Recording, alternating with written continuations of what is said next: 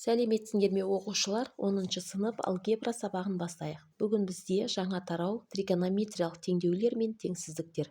Бүгінгі өтетін тақырыбымыз қарапайым тригонометриялық теңдеулер. Осы сабақтан сендер қарапайым тригонометриялық теңдеулер ұғымымен танысасыңдар және қарапайым тригонометриялық теңдеулерді шығаруды үйренесіңдер. Сабақты соңына дейін көріңдер. Егер сабақ ұнаса, каналыма тіркеліп, қолдау көрсетіп кетуді ұмытпаңдар. Ал онда тақырыпты бастайық. Айнымалысы тригонометриялық функцияның аргументі ретінде немесе аргументінің құрамында берілген теңдеуді бізде тригонометриялық теңдеулер деп айтады. Яғни бізде қараңдар, мына түрдегі теңдеулер бізде тригонометриялық теңдеулер деп айтады. Аргументі тригонометриялық функцияның аргументінде келіп тұр, айнымалысы. Осы сияқты теңдеулерді бізде тригонометриялық теңдеулер деп айтылады. Жалпы бізде тригонометриялық теңдеулер, яғни қарапайым тригонометриялық теңдеулерге бізде синус x тең а, косинус x тең а, тангенс x тең а, котангенс x тең а. Осы теңдеулер жалпы бізде қарапайым тригонометриялық теңдеулер деп айтылады. Барлық теңдеулер осы түрге келеді, осыдан ары қарай шығарылады. Берілген теңдеуді дұрыс тепе-теңдікке айналдыратын аргументтің мәндерін табу тригонометриялық теңдеуді шешу деп айтады. Ал енді біз осы қарапайым тригонометриялық теңдеулердің шешімін қарастырайық. Қараңдар, бізде бірінші синус x тең а теңдеуінің шешімі, жалпы бұл бізде қарапайым тригонометриялық теңдеу. Бұның шешімі бізде x тең минус 1-дің n дәрежесі көбейтілген арк синус а қосылған πn болады. Бұл жердегі n тиісті z. Енді қараңдар, бізде тригонометриялық теңдеудің бұл қарапайым тригонометриялық теңдеудің, яғни синус x тең а теңдеуінің бұл жалпы түрі. Енді бізде қараңдар, синус x егер тең 1 болатын болса, оның өзінің шешімі бар. Бұл жерде x-ымыз тең болады, π бөлінген 2 қосылған 2 πn-ге. n тиісті z. Ал енді синус x тең минус 1 болатын болса да, оның өзінің жеке шешімі бар. Бұл жерде x тең минус π бөлінген 2 қосылған 2 πn болады. n тиісті z. Ал синус x тең 0 болатын болса, ол кезде де x тең болады πn, x тең pn, n тиісті z болады. Егер қараңдар, егер синус x тең а, яғни 1, минус 1, 0 болатын болса, олардың өздерінің шешімі бар. Бұл бізде дербес жағдай болады да, ал мынау есе жалпы жағдай болады. Ал 1, минус 1, 0-ден басқа сан болатын болса, онда біз мына формуламен, яғни теңдеудің шешімін осыған салып шығарамыз. Ал бізде 1, минус 1, 0 болатын болса, 1 болса, мынау оның шешімі, минус 1 болса, міне оның шешімі, мына теңдеудің шешімі мынау. X тең 0 болса, оның шешімі x тең pn бола салады, болды. Ал енді біз осыған мысалдар қарастырайық. 2 синус x тең түбірасты 3 деген теңдеу беріліп, осы теңдеуін шешу керек. Ол үшін біз синустың өзін бір жақта қалдырамыз да, санды теңдіктің екінші жағына өткіземіз. Яғни біз қараңдар, жалпы синус x тең а осы түрге келтіреміз. Жазамыз, осылай тұра берсін. Қараңдар, 2 бізде синусқа көбейтіліп тұр, ол теңдіктің ар жағына бөлу өтеді. Сонда синус x тең болады, түбірасты 3 бөлінген 2 болады. Енді қараңдар, теңдеу бізде синус x тұр теңдіктің сол жағында, оң жағында түбірасты 3 бөлінген 2 тұр. Синус x тең а-ның орнында бізде түбірасты 3 бөлінген 2 тұр. Егер 1, минус 1, 0 болғанда, оны мына дербес жағдайға салатын едік. Одан басқа сан болса, біз мына жағдайға сала саламыз.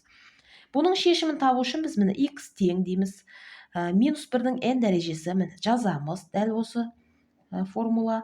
Арк синус дейміз, арк синус өз жазылады, тек аны жазбаймыз, аның орнында бізде не тұр, соны жазамыз. Түбірасты 3 бөлінген 2.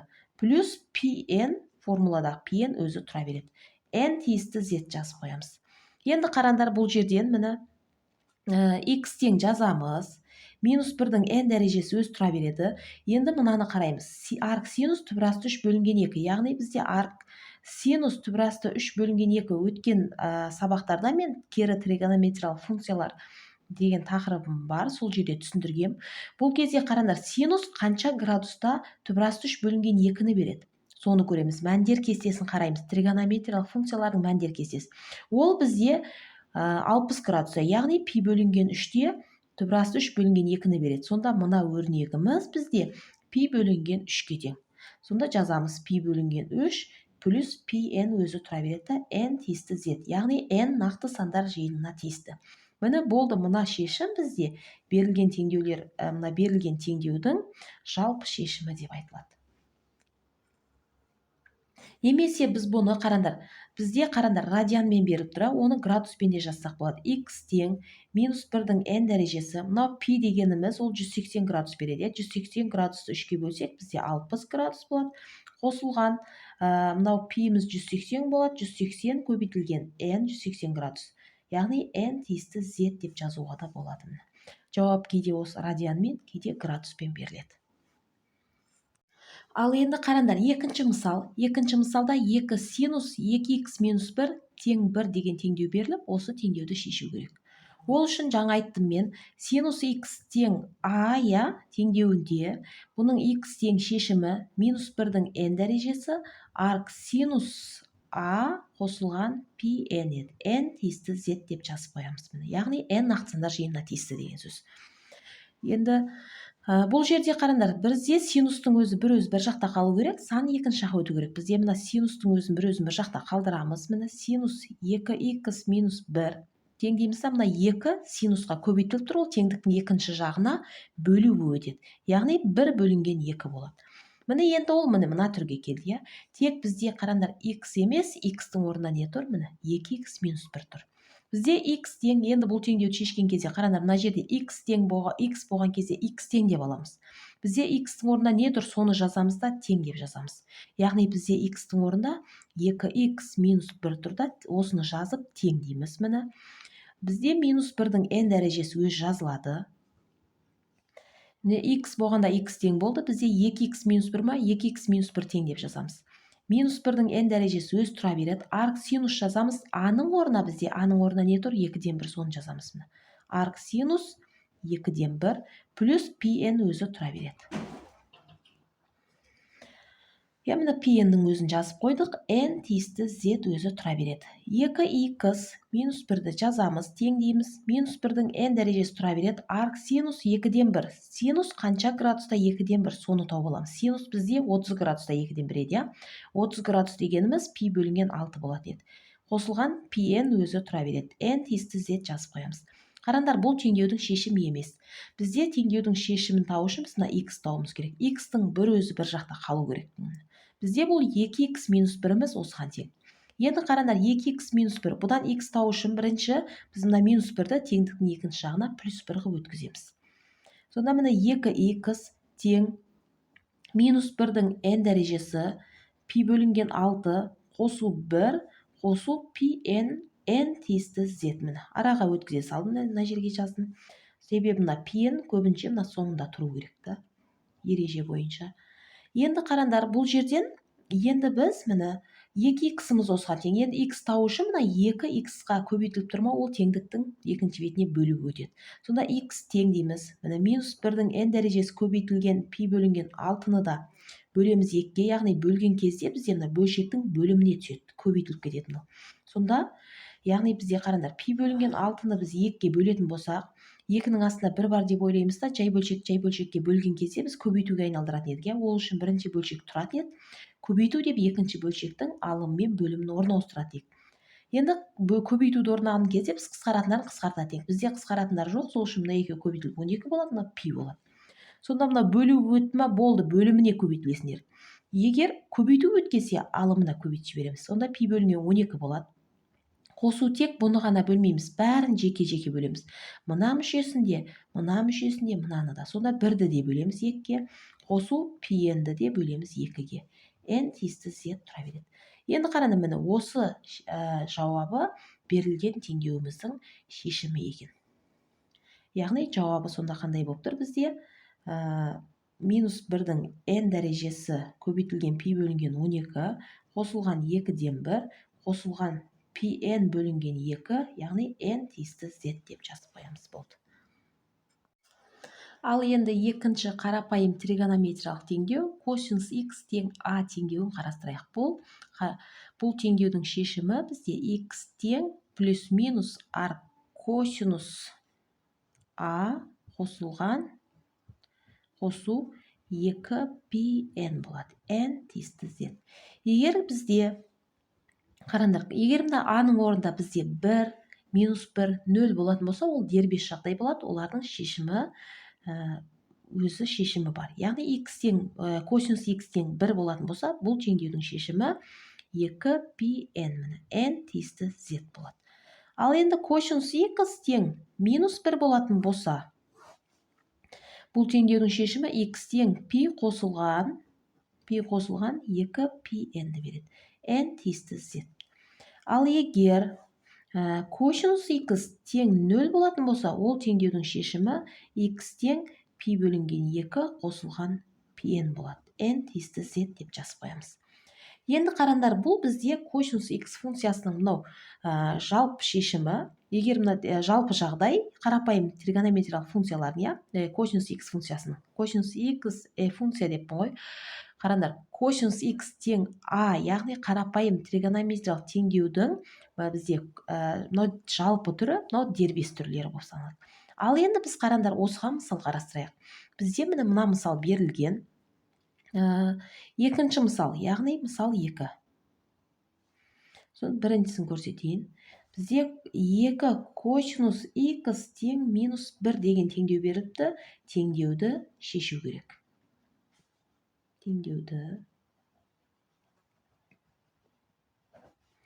Ол үшін жаңа айтқанымдай мен бізде косинус, яғни тригонометриялық функцияның өз теңдіктің бір жағында қалу керек та, сан екінші жағына өткізу керек. Жалпы біз мына түрге келтіруіміз керек. Косинус x-тің өзі осы жақта қалады. Мына 2 косинусқа көбейтіліп тұр, ол теңдіктің ар жағына бөлу өтеді. Яғни 1 бөлінген 2 болады. Міне минус өзі тұра береді. Енді қараңдар, бізде мына түрге келді. Міне бір жағында косинус тұр, бір жағында а тұр. Аның орнында бізде не тұр? Минус 2-ден 1 тұр. Енді оның шешімін табу үшін x па, x тең деп жазамыз. X па, бізде x тең. Плюс минус формулада бар. Арк косинусты жазамыз. Арк косинустың өзін жазамыз. Тек аны жазбаймыз да, аның орнында бізде не тұр? Минус 2-ден 1 тұр. Соны жазып қоямыз. Жақша қаламыз. Плюс 2πn өз жазылады. n тиісті z жазып қоямыз. 2πn, n тиісті z деп. Енді қараңдар, бұл теңдеуде x тең плюс минус өз тұра береді. Бізде арк косинус x функциясы бізде жүкті тақта емес еді. Арк косинус минус x болатын болса, біз оны пи азайту арк косинус плюс x деп жазып аладық. Сонда біз мына минустан құтылу үшін бұны пи минус арк косинус 2-ден 1 деп жазып аламыз. Қараңдар, себеп жақша қаламыз. Себебі мына плюс минус осының бәріне тиісті. Плюс 2πn өзі тұра береді. n тиісті z жазып қоямыз. Енді қараңдар, x тең плюс минус жазамыз. Пи азайту өз тұра береді. Косинус қанша градуста 2-ден 1? Сол градусты жазамыз болды. Яғни бізде косинус 60 градуста 2-ден 1. 60 градус дегеніміз пи бөлінген 3-ті береді. Қосылған 2πn. n тиісті z. Енді біз пи-ден пи бөлінген 3-ті азайтып тастаймыз. Сонда x тең плюс минус өзі тұра береді. Бізде пи-ден пи бөлінген 3-ті алатын болсақ, астында 1 бар деп ойлаймыз да, 3 ортақ бөлім болады. Мынаған 3-ден тиеді, мынаған 1-ден тиеді. 3-ті пиға көбейтсек 3π, мынау 1π болады. Азайтатын болсақ 2π қалады. Қосылған 2πn өзі тұра береді. n тиісті z жазып қоямыз. Мына жауабы берілген теңдеуіміздің шешімі болып табылады. Ал енді қараңдар, осының екінші мысал беріліп, екінші бізде 3 косинус x тең 4 деген теңдеу берілген. Теңдеуді шешу керек. Ол үшін жаңағыдай бізде косинустың өзі бір өзі қалу керек, сандар екінші жаққа өту керек. Косинустың өзін бір жақта қалдырамыз да, мына 3 косинусқа көбейтіліп тұр ғой, ол теңдіктің екінші жағына бөлу өтеді. Сонда қараңдар, бұл жерден косинус x тең мынау дегеніміз 1/3-тен 1-ді береді. Яғни бұл қарандар бірден үлкен сан, я? Бізде өзі косинус x функциясының анықталуы болса, бізде y-тен косинус x функциясының анықталуы болса, біз тригонометриялық функциялар деген тақырыбында өткен. Косинус x функциямыз бізде минус 1-ден үлкен емес, плюс 1-ден кіші. Яғни ол минус 1 мен плюс 1-дің арасын ғана қамтиды. Одан 1-ден үлкен санды, минус 1-ден кіші санды қабылдамайды. Сонда бізде бір жағында косинус, бір жағында 1-ден үлкен немесе минус 1-ден кіші сан тұрма, бұл теңдеудің шешімі болмайды деп, бос шешім деп жазып кетеміз, болды. Ал енді бізде үшінші қарапайым тригонометриялық теңдеу тангенс x тең a теңдеуі. Қараңдар, бұл бізде бұл теңдеудің шешімі, яғни бұл жалпы түрі, я? Бұл теңдеудің шешімі x тең арк тангенс a қосылған pn болады. Яғни n тиісті z деп жазып қоямыз. Енді қараңдар, бұның да дербес жағдайлары бар. Егер тангенс x тең 1 болатын болса, оның шешімі x тең π бөлінген 4 қосылған pn болады. n тиісті z өз тұра береді. Егер тангенс x тең минус 1 болатын болса, ол теңдеудің шешімі x тең минус π бөлінген 4 қосылған pn болады. n тиісті z жазып қоямыз. Ал енді тангенс x-ымыз тең 0 болатын болса, ол теңдеудің шешімі pn бола салатын. n тиісті z өз тұра береді. Бұл енді бізде тригонометриялық, яғни тангенс x тең a теңдеуі. Мынау жалпы жағдай, мынау дербес жағдайлары. Енді қараңдар, бізде тағы бір соңғы теңдеуіміз котангенс x тең a, я? Котангенс x тең a теңдеуінің шешімі x тең арк котангенс a плюс pn болады. n тиісті z өзі тұра береді. Бұл жалпы жағдай. Бұның да дербес жағдай бар. Котангенс x тең 1 болатын болса, бұның шешімі π бөлінген 4 плюс pn-ді береді. n тиісті z. Ал котангенс x-ымыз тең минус 1 болатын болса, ол теңдеудің шешімі x тең минус 3π бөлінген 4 қосылған pn болады. n тиісті z. Ал егер котангенс x-ымыз тең 0 болатын болса, ол теңдеудің шешімі π бөлінген 2 плюс pn болады. n тиісті z өзі тұра береді. Бұл мынау жалпы жағдай, мыналар есе мына дербес жағдайлары. Енді біз осыған мысал қарастырайық. Я, қараңдар, яғни мысал 3. Біріншісін көрсетейін. Тангенс x тең түбірасты 3 деген теңдеу беріпті. Теңдеуді шешу керек.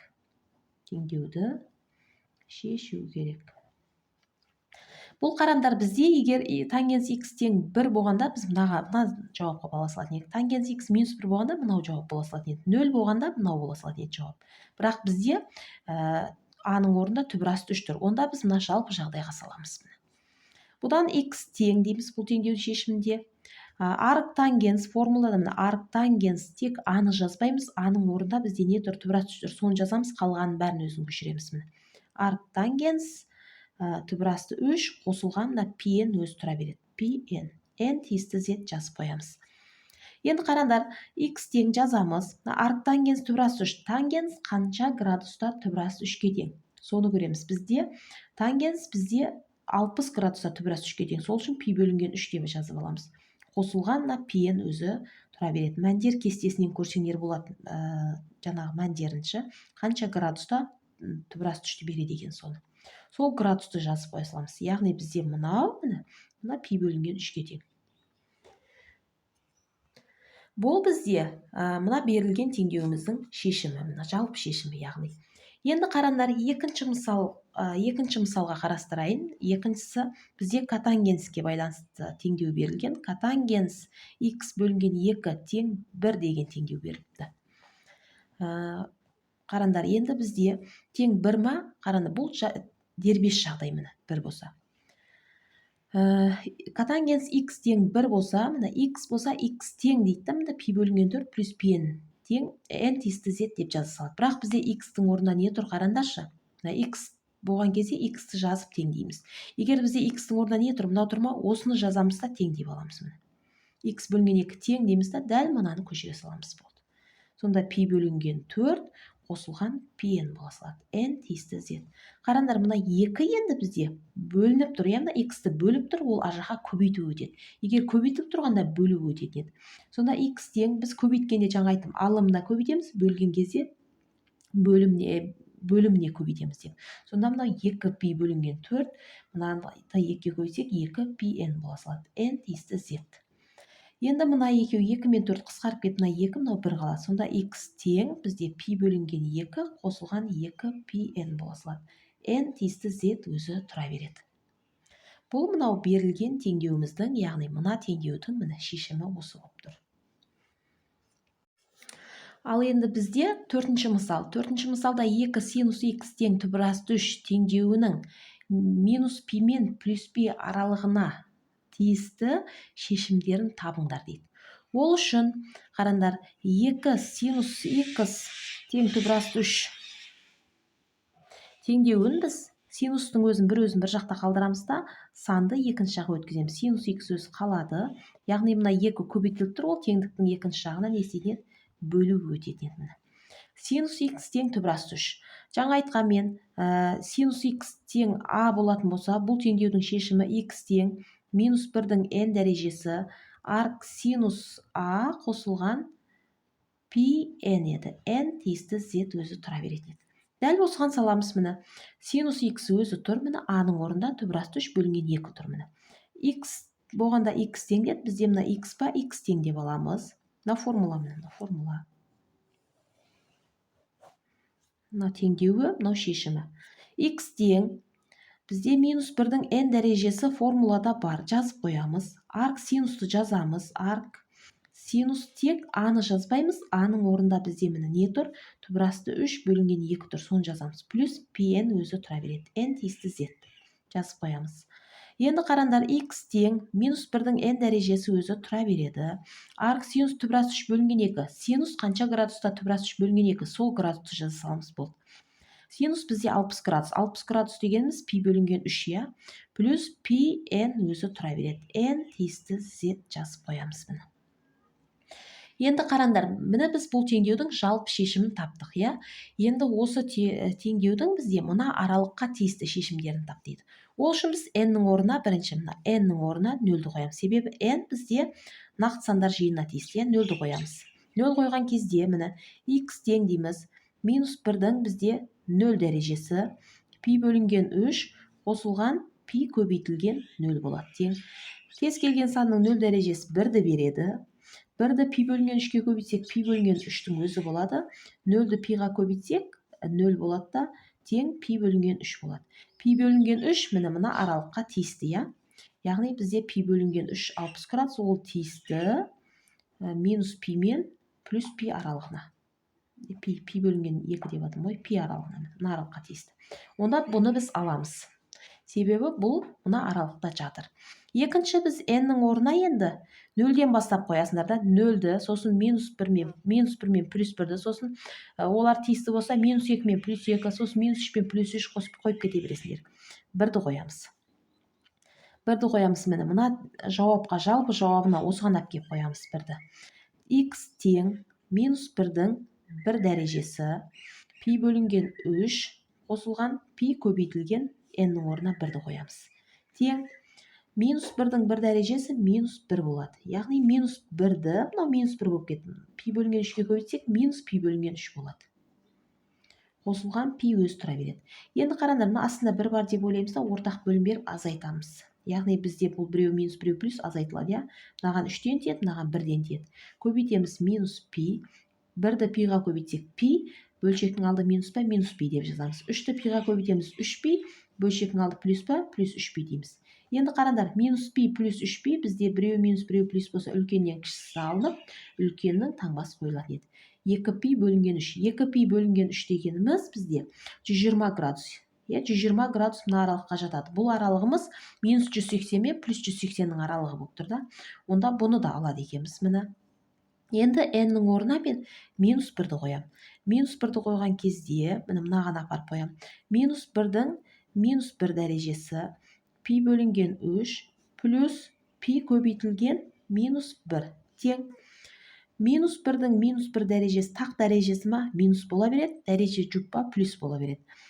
Минус болады да, бұл дегеніміз минус пи бөлінген 3 болады. Пиді де минус 1-ге көбейтсек минус пи болады. Қара, екеуі де минус қосылады бізде, алдына минус таңба қойылады. Бізде астында 1 бар деп ойлаймыз, 3 ортақ бөлім болады, мынаған 1-ден, мынаған 3-ден тиеді, көбейтеміз минус пи болады, алды минус, сол үшін минус пи дедім. Көбейтеміз 3пи, бөлшектің алды минус 3пи деп жазамыз. Екеуі де минус 4пи бөлінген 3. Қараңдар, бұл дегеніміз 240 градус, минус 240 градус, ол мына аралыққа жатпайды, сол үшін бұны алмаймыз. Енді қараңдар, n-нің орнына енді мен біз минус 2-ні қойсақ та, ары қарай бізде мән қабылдамайды минусқа қарап. Минус 2-ні қойсақ мынадан кіші мән шығады. Минус 3-ті қойсақ мынадан кіші мән шығады. Болды, бізде тиісті емес жерге дейін қараймыз да, ары қарай алмай кете саламыз, болды. Енді n-нің орнына біз жаңа 1-ді қойғанда тиісті болдық, енді 2-ні қойып көрейік енді жаңа. X тең міне минус 1-дің 2 дәрежесі, n-нің орнына 2 қойып шығамыз да, көбейтілген пи бөлінген 3 қосылған пи көбейтілген 2 болады. Минус 1-дің 2 дәрежесі бізде плюс 1 болады, яғни мынау плюс пи бөлінген 3 болады. 2-ні пиға көбейтсек 2 пи болады. Астында 1 бар деп ойлап ортақ бөлім береміз, мынаған 3-ден, мынаған 1-ден тиеді. Пи қосылған 6 пи болады да, тең 7 пи бөлінген 3 болады. 7 пи бөлінген 3 енді бізде, яғни бұл 2 пиде көп, ол мына аралыққа тиісті емес. Тек бізде мына аралыққа тиісті шешім, яғни мына аралыққа тиісті шешім бізде пи бөлінген 3 пен 2 пи бөлінген 3 болып тұр. Сонда жауабы бізде, жауабы пи бөлінген 3 және 2 пи бөлінген 3 болып тұр. Осымен сабағымыз аяқталды. Егер сабақ түсінікті болса, каналыма тіркеліп, лайк басып, комментарий жазып кетуді ұмытпаңдар.